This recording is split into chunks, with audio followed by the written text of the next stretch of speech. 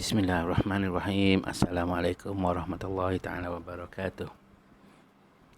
Okey, untuk video kali ini kita akan belajar tentang isi tersirat. Okey, isi tersirat. Apakah isi tersirat? Baik, kalau sebelum ini kita sudah belajar tentang isi tersurat. Okey, tersurat. Jadi, kali ini tersirat. Okey. Kita imbas mula apakah yang kita belajar sebelum ini tentang isi tersurat. Dan apa pula untuk kali ini isi tersirat.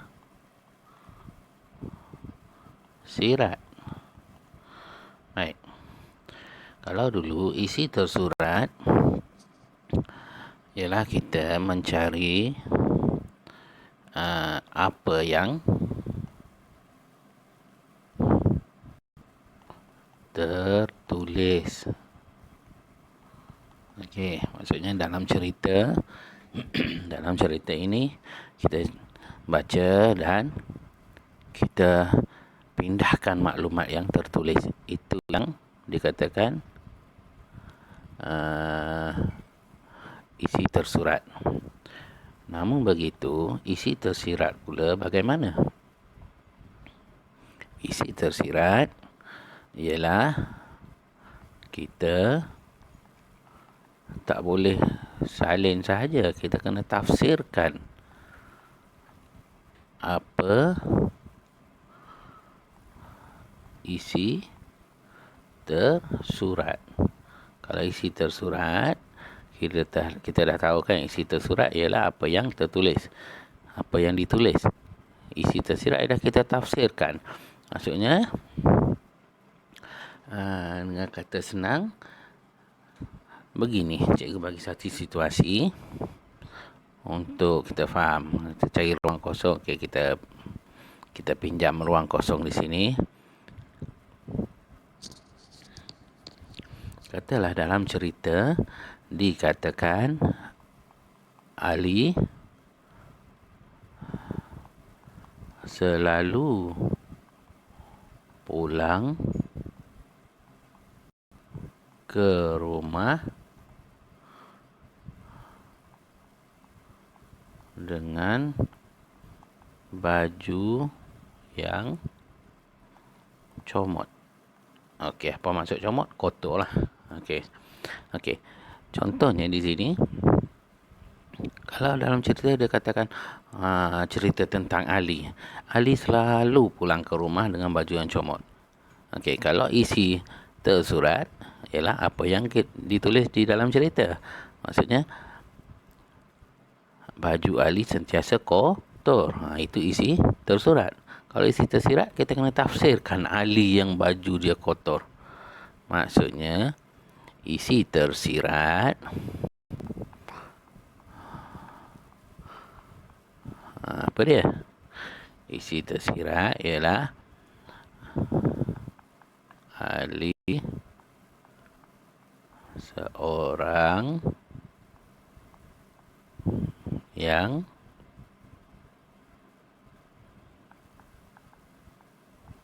tidak menjaga kebersihan. Okey. Boleh tak? Beza isi tersurat dengan isi tersirat. Isi tersurat, Ali, baju Ali selalu kotor. Isi tersirat, kita tak kata baju Ali kotor, kita kata sifat Ali. Okey, sifat Ali ialah Ali seorang yang tidak menjaga kebersihan. Itu beza dia antara isi tersurat dengan isi tersirat. Okey. Okey, baik. Baiklah. Jadi untuk itu kita tinggalkan dahulu dari segi definisi ataupun apa yang dimaksudkan dengan isi tersirat. Cikgu harap boleh faham Jadi untuk kita lebih memahami, kita akan gunakan bahan di sini, iaitu cerita tentang pakaian lambang kebersihan diri dan juga penjagaan kuku, iaitu buku aktiviti muka surat jilid 1 muka surat 50 dan 51. Okey, kita buang dahulu catatan di depan ni. Baik. Seperti yang kita boleh lihat, petikan pertama kita ialah pakaian lambang kebersihan diri. Arahan dia jelas, baca, fahami, tulis isi tersirat. Okey. Ada 5 perenggan. Dalam cerita ini pun juga 5 perenggan. 1, 2, 3, 4, 5. Baik, perenggan 1, apa isi tersirat? Kita kena tafsirkan. Okey. Kita akan baca dan fahami dahulu. Kita mula sekarang. Keadaan cuaca panas menyebabkan kita sering berpeluh. Oleh itu, baju yang dipakai perlu ditukar setiap hari. Okey, ini perenggan pertama. Perenggan kedua, pakaian yang kotor mesti dibasuh. Basuhlah dengan menggunakan bahan pencuci yang sesuai. Perenggan kedua. Untuk perenggan ketiga, pakaian yang telah dibasuh harus dijemur.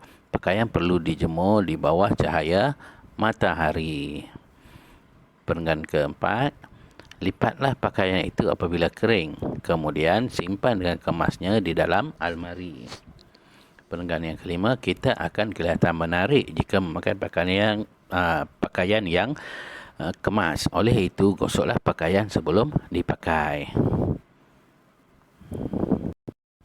Baik, kita lihat pada perenggan yang pertama tentang apa? Tentang cuaca panas menyebabkan badan berpeluh.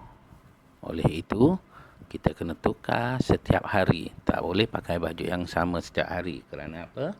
Kerana peluh. Kenapa badan berpeluh? Sebab cuaca panas. Okey, maksudnya perenggan 1 isi tersirat. Apa yang kita perlu catat ialah kita tak boleh pindahkan maklumat, kita tukar pakaian setiap hari kerana berpeluh. Tak boleh. Kita kena tafsirkan. Kenapa kita kena perlu tukar baju setiap hari? Okey, sebab peluh menyebabkan baju itu berbau. Jadi itulah maksudnya isi tersirat. Untuk perenggan pertama, kita tukar baju setiap hari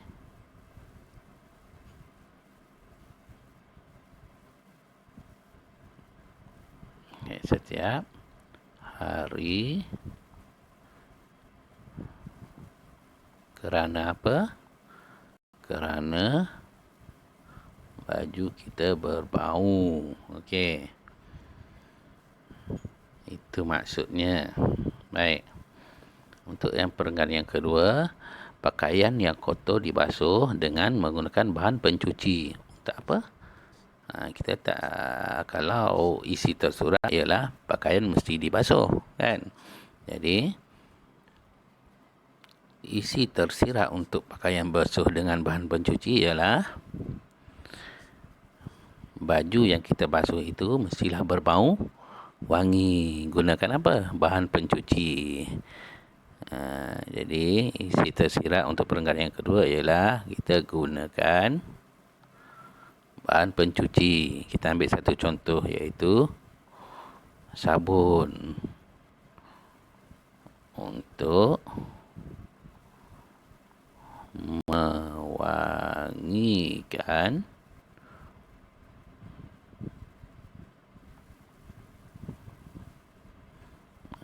pakaian. Okey. Untuk mewangikan pakaian. Baik. Untuk perenggan ketiga pula, berkait dengan selepas pakaian dibasuh. Apa dia? Pakaian dibasuh harus dijemur. Maksudnya kita panggil sidai lah kan. Sidai baju pakaian perlu dijemur bawah matahari. Okey, ini fungsi matahari. Okey, kalau isi tersurat, maksudnya isi tersurat ialah pakaian dijemur di bawah matahari. Kalau isi tersirat, kita tafsirkan kenapa kena jemur bawah matahari. Supaya apa? Okey, isi tersuratnya ialah fungsi matahari itu. Apa dia? Di bawah cahaya matahari, maksudnya supaya betul-betul kering. Okey, pakaian dijemur supaya betul-betul kering. Kita tak nak lembab. Itulah sebabnya kena cahaya matahari. Okey, untuk perenggan yang keempat, selepas baju dah kering, angkat dan lipat pakaian, simpan di tempat yang sesuai. Baik, untuk perenggan yang keempat berkait dengan penyimpanan, ya. Dia kata apa? Lipat pakaian, simpan di dalam almari. Apa maksudnya? Maksudnya adalah isi tersirat untuk perenggan yang keempat adalah tentang penyimpanan. Okey. Jadi maksudnya pakaian disimpan supaya kemas, kan? Pakaian yang kering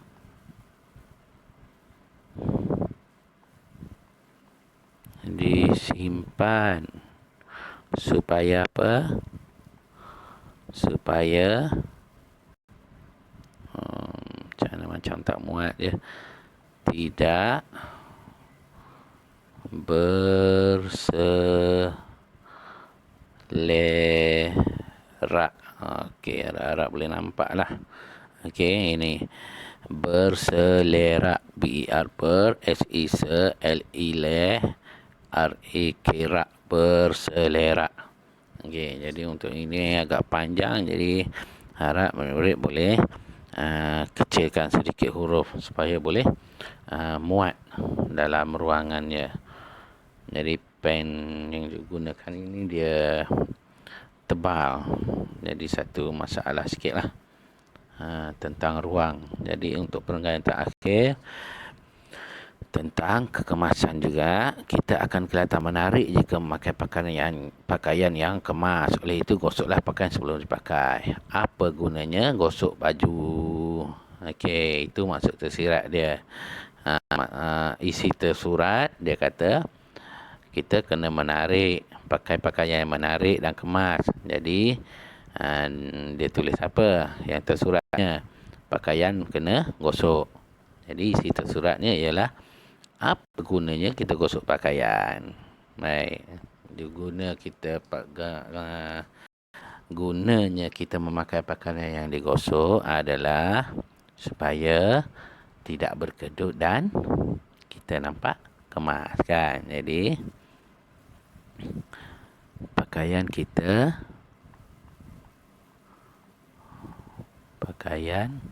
yang kita pakai, yang dipakai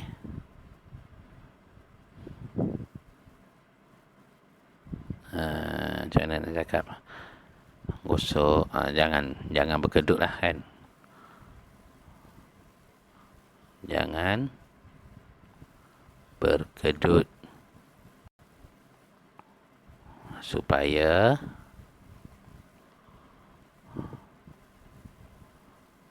kemas. Okey.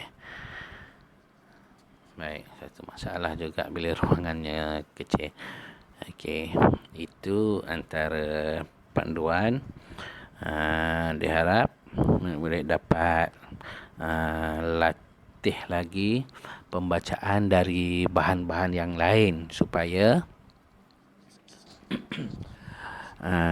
dapat mencari maklumat tersurat dan maklumat tersirat daripada setiap apa yang ditulis. Okey. Kita akan bergerak ke muka surat seterusnya, iaitu muka surat 51. Tajuk dia penjagaan kuku.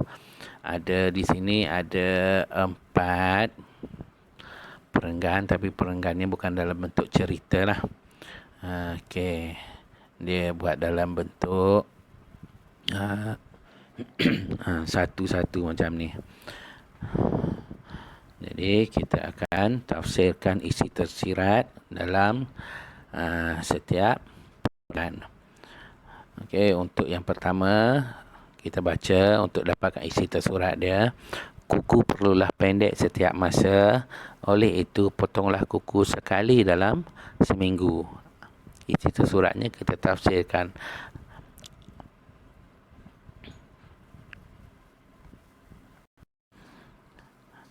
Jadi daripada isi tersurat di sini kita boleh katakan setiap minggu tentang kebersihan kuku ya. Setiap minggu apa kita perlu buat? Kita perlu memeriksa kebersihan kuku. Itu sebabnya apabila setiap minggu kita potong kuku, maksudnya sekurang-kurangnya seminggu sekali kita memeriksa kebersihan kuku. Semestinya setiap minggu, dalam masa 1 minggu kuku akan panjang. Okey. Untuk yang seterusnya,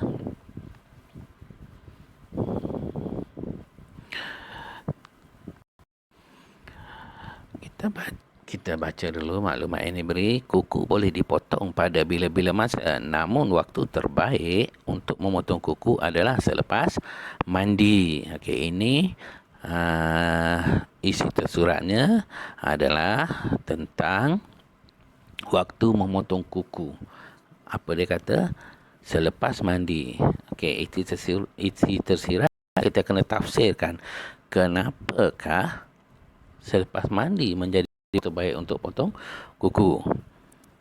Isi tersirat ialah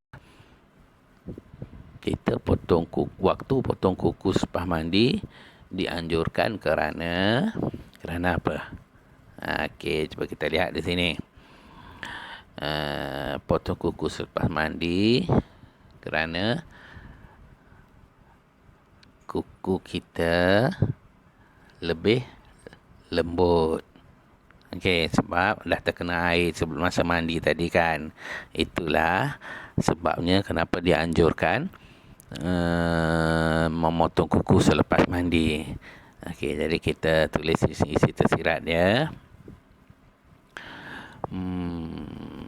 Ayatnya memotong kuku selepas mandi kerana kuku dipotong selepas mandi kerana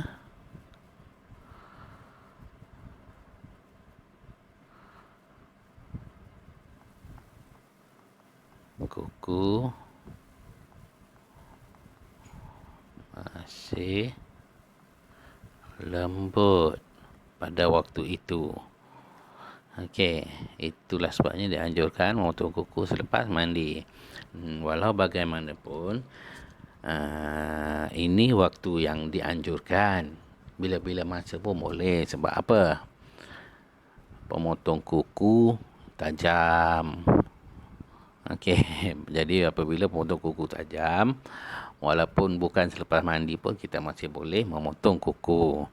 Baik, untuk maklumat yang seterusnya, gunakanlah alat memotong kuku yang sesuai untuk memotong kuku kaki dan tangan.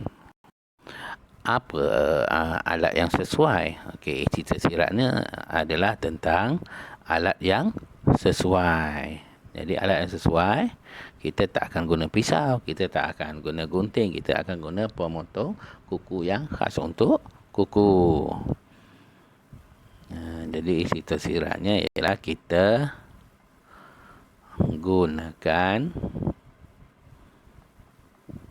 pemotong kuku. Jangan gunakan alat lain untuk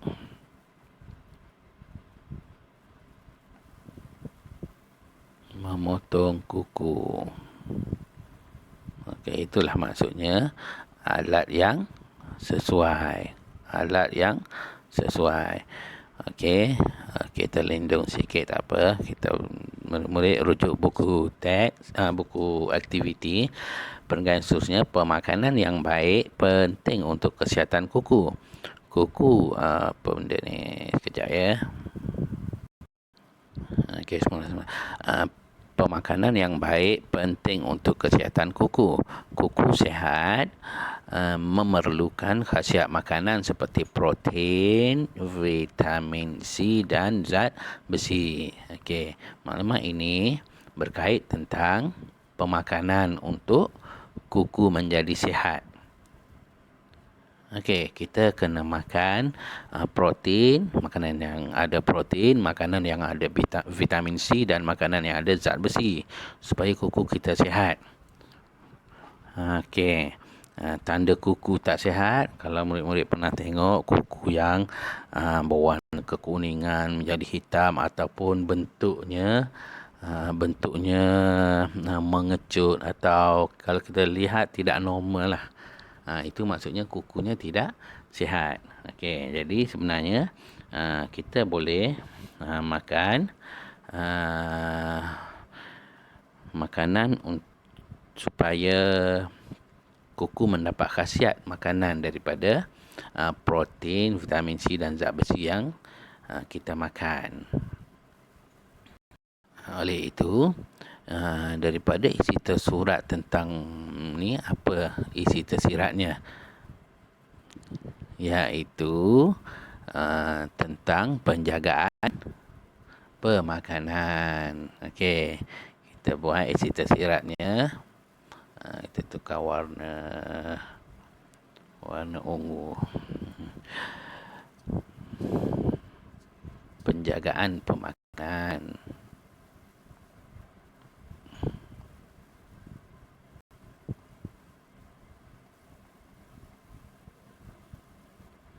Penjagaan pemakanan penting untuk kesihatan kuku. Bukan untuk tubuh badan saja, kuku juga perlu penjagaan makanan sebab memerlukan khasiat makanan, iaitu protein, vitamin C dan zat besi yang ada dalam makanan. Oleh itu, untuk kali ini selesailah tajuk kita. Cikgu harap murid-murid boleh faham bagaimana untuk mentafsirkan isi tersirat daripada isi tersurat yang ditulis. Diharap murid dapat melatih dalam pembacaan-pembacaan lain supaya dapat mencari isi tersirat daripada apa bahan bacaan yang dibaca. Semoga kita semua berjaya. Assalamualaikum warahmatullahi taala wabarakatuh.